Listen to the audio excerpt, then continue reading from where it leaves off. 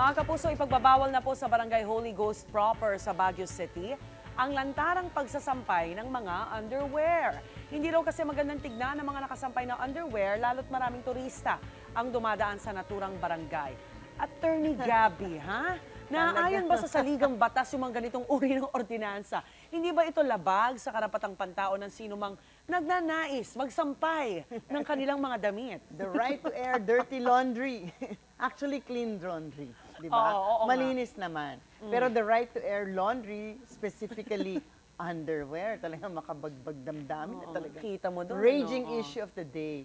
Ngayon lamang natin yata ito na-encounter. Di lamang sa Pilipinas, lalo na po sa segment namin ito. Pinoy na Pinoy naman kasi yan, di ba? Correct. Oo. Well, sa unang tingin, parang lalabag yata talaga ito sa ligang batas na no one shall be deprived of life, liberty, or property without due process of law. So yung right to liberty, hindi naman palagi ito limitado, ibig sabihin ay karapatan sa arbitrary restraint o detention o yung makulong ng walang dahilan.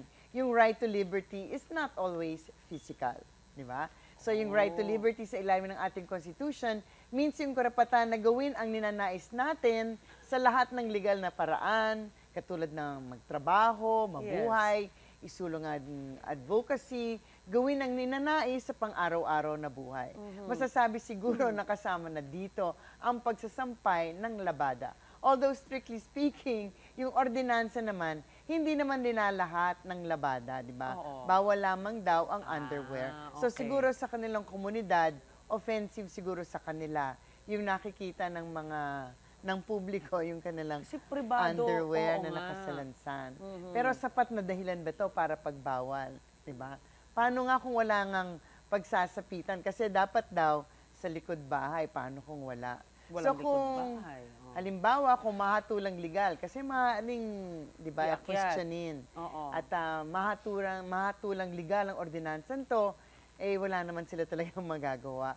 Wala naman yatang exception provided sa ilalim ng batas natin. Kailangan sigurong, di ba? Kasi if it's legal, they have no choice but to comply, di ba? Maghanap na lang ng ibang solusyon.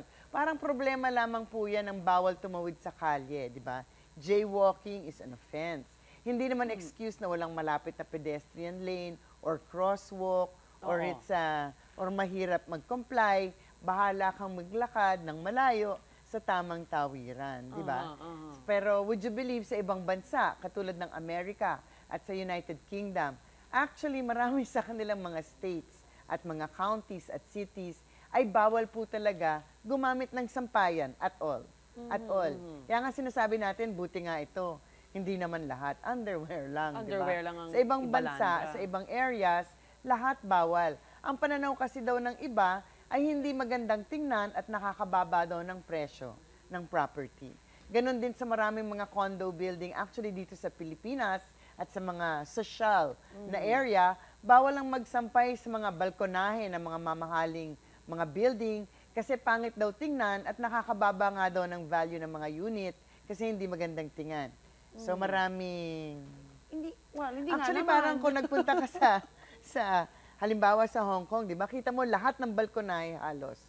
Na doon talaga sila nagsasabit kasi wala talagang ibang pagsasabitan. Pero walang underwear. Hindi natin alam. But of course, ito ay mga private regulations ng mga homeowners associations. So, nasa mga bibili at mga residente na alam nila na mayroong ganitong mga patakaran. So, parang ganito din ang sinasabi ng local government na pumasa ng ordinansang to. Dahil nga ito ay eyesore at hindi magandang ipakita sa mga turista. So, kung maipapakita nila talaga na may reasonable relation dun sa ipinagbabawal ng ordinansa, which is bawal magladlad ng underwear sa sampayan, at sa kanilang objective na ayaw nilang ma-turn off ang mga tourist, baka nga pumasa ang ordinansa nito. Kailangan mo pang yung ordinansa talaga yun, no? Hindi ba pwedeng usapang na lang yun, pamilya na lang? Siyempre, ang sinasabi ng iba wala na ako ibang pagsasabitan. Sa bagay yung iba, wala naman din, hindi issue sa kanila yun correct. Kailan ba usually maaaring ipawalang bisa ang isang ordinansa, attorney? Well, ayon sa mga kaso, although usually hindi naman underwear ang involved dito sa mga kasong to, no?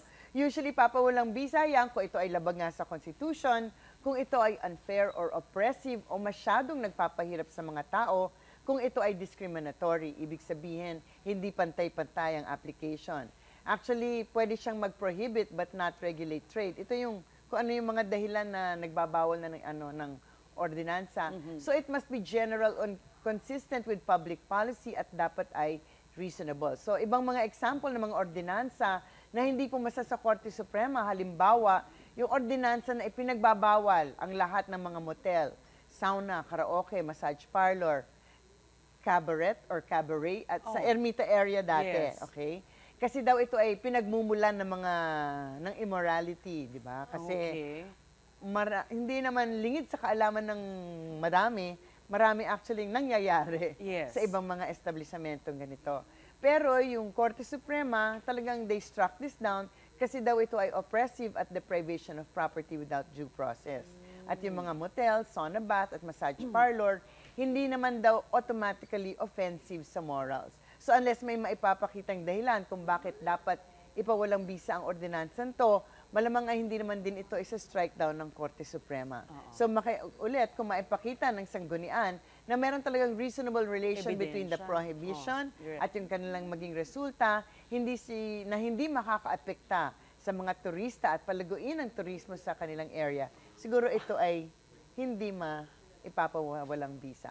Although parang nakakagulat nga na pati ang mga nitong talagang subject, ganyan, diba? nagiging subject of legislation, parang wala sila ibang maisipan. Oo, sana yung mga ganyang, Gawin. kumbaga, bigyan natin ng mas importanteng, mas panahon, no? Yung mga mas importanteng bagay. importante. And I'm Kasi sure sa mga pwede ganyan na namang pwede nang pag-usapan ng pag-usapan. kanya-kanyang kapitbahay o Oo. pamilya. Diba nakakatuwa na ikaw ay sisitahin at bibigyan ng penalty dahil ikaw ay nagsabit ng Nakasabi.